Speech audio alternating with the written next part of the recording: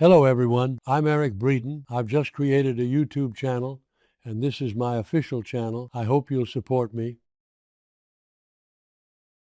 Young and the Restless spoilers full Saturdays weekly. April Heimilum hanging there, Heimishau. Welcome back to the channel, everybody.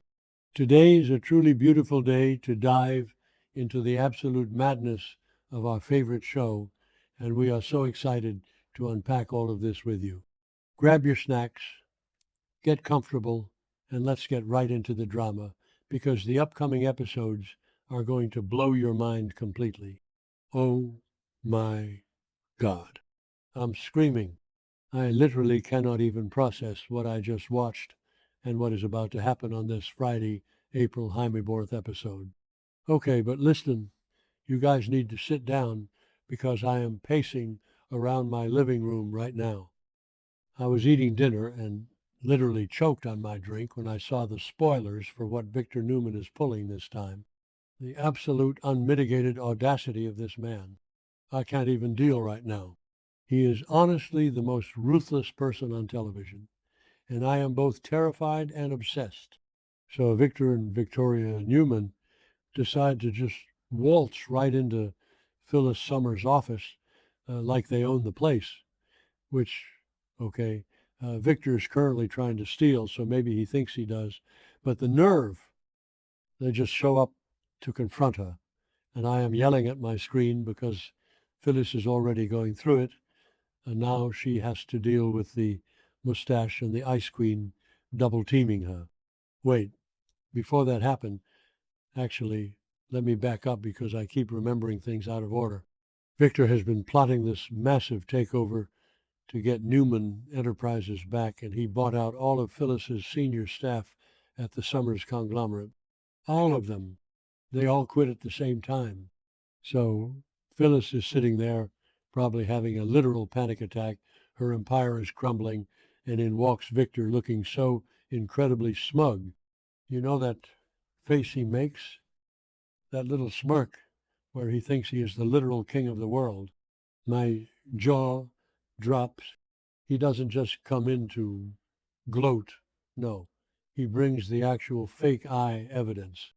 Yes, artificial intelligence. Since when does Victor Newman even know how to use I? I am dead. He probably paid some tech genius millions of dollars to generate this fake audio or video or whatever it is that makes it look like Phyllis, Billy Abbott, and Kane Ashby illegally seized Newman. And don't even get me started on the executives. And Victor didn't just use I. He actually brought the former executives that he just bought off. He bribed them. He brings these traitors in to act as witnesses, and they stand there and lie right to Phyllis's face, saying that she confessed her crimes to them. I'm screaming. I am literally screaming at the television. How is this legal? Well, obviously it's not. It's Victor Newman. He lies, cheats, and steals to get his way, and somehow everyone still treats him like a hero in Genoa City. It is so typical, but it still makes me so mad. Phyllis is just standing there, and you can see the absolute terror and fury in her eyes. I honestly thought she was going to pick up a lamp and throw it at his head. I would have. And then there is Victoria. Oh my God, Victoria. She's standing there next to Victor, but she's acting all annoyed. Why is she annoyed? She hates Phyllis. She has been digging for dirt on Phyllis as her own personal revenge project. So you would think she would be thrilled to see Phyllis getting destroyed. But no, she looks irritated with Victor. I'm calling it now. She's probably just mad that Victor's doing all the talking and stealing her thunder. Or maybe she thinks Victor's I plan is too messy. Victoria always wants to do things her way, so seeing her dad showboat with these bribed executives is probably getting on her last nerve. She needs to get it together, I swear. You are literally helping frame an innocent woman. Well, innocent of this specific crime. Phyllis has done plenty of shady things. Let's be real. So stop rolling your eyes, Victoria. Okay, where was I? Right? So Phyllis is panicking. She actually thinks it's over. She thinks Victor has won and she is going to prison. Victor literally tells her in this twisted father-daughter bonding moment with Victoria that he thinks Phyllis has nothing left. He actually says he wouldn't mind seeing her go to prison. The sheer evil of it all. He is basically betraying her in yet another deal, and I am just like, why does anyone ever trust this man? But thankfully, Lauren Fenmore is there, and Lauren is panicking too because she works at the conglomerate, and they immediately go to Michael Baldwin for advice. Thank God for Michael. Michael is literally the only voice of reason in this entire city right now. He sits them down in his office, and he completely knows that Victor's evidence is totally fabricated. He's like, obviously, this is fake. But which is insane, by the way. Michael points out that the bribed witnesses are a massive problem in the eyes of the law. If you have multiple executives swearing under oath that Phyllis confessed, it looks incredibly bad. But Michael, bless his brilliant legal mind, points out that Billy Abbott and Kane Ashby are also being framed in this nightmare, and neither of them are going to lie for Phyllis, but they also aren't going to lie for Victor because they are victims too. Wait, did I already say that? Whatever. Anyway, Billy is currently dealing with Sally Spectra's fake baby drama, which is a whole other mess, and Kane is desperately trying to find a bone marrow donor for Malcolm Winters, and now they have to deal with fake corporate espionage charges. I can't breathe. It is too much. So Phyllis is spiraling, right? She's thinking she's totally doomed. But then I'm thinking, wait, what about security cameras? I had to pause and text my friend immediately because I was like, Fahalis has cameras in her office, right? If there are cameras, they could prove that the executives are lying or that Victor threatened her. But then I remembered Victor hates witnesses and he hates cameras. He probably had his goons wipe the security footage before he even walked in the building. He is always 10 steps ahead. But honestly, I'm praying that Phyllis has a hidden nanny cam or something in a potted plant. Mark my words, there has to be a loophole. But here is the best part, the part that literally made me cheer out loud. Michael is so fiercely protective of Lauren, and he knows Lauren is going down with this ship if Victor destroys the company. So Michael might actually go full dark lawyer on Victor. Yes, do it, Michael. The spoilers say Michael could threaten to expose all the dark, illegal secrets that Victor has buried over the years. And we all know Michael used to be Victor's lawyer, so he knows everything. He knows where all the bodies are buried, literally and figuratively. If Michael actually turns around and blackmails Victor right back to save Phyllis and Lauren, that would be the most iconic plot twist of the year. I am so here for it. I want to see Victor sweat for once in his life. Okay, but I have to switch gears because I am so stressed out about Vegas. I forgot to mention earlier, but while all this corporate drama is happening in Genoa City, Vegas is literally turning into a horror movie. I am shaking just thinking about it. Matt Clark is back. Matt Clark, the most psychotic, unhinged villain ever. He is always one step ahead of the Newmans, and his obsession with Sharon is just so sick and twisted. He is planning a massive revenge plot.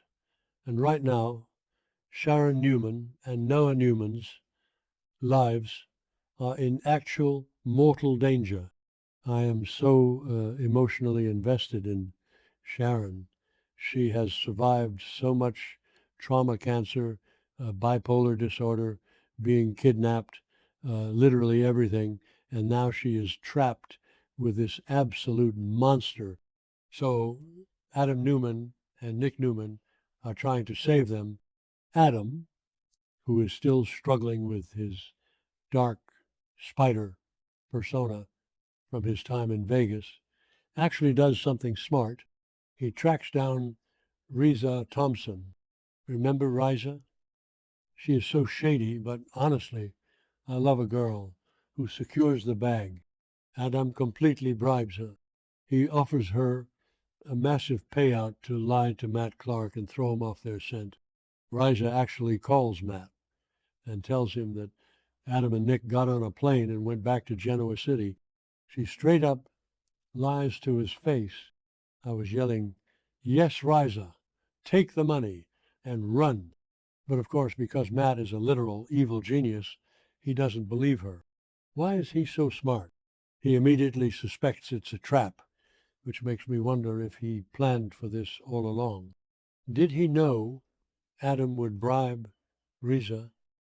Is he playing born chess while everyone else is playing checkers? I can't even deal. So Matt doesn't fall for it, but Adam and Nick don't know that. They get the location of the abandoned gas station from Riza, and they start rushing over there to save Sharon and Noah. And we need to pause for a second because I am literally having a panic attack about Nick Newman driving a car right now.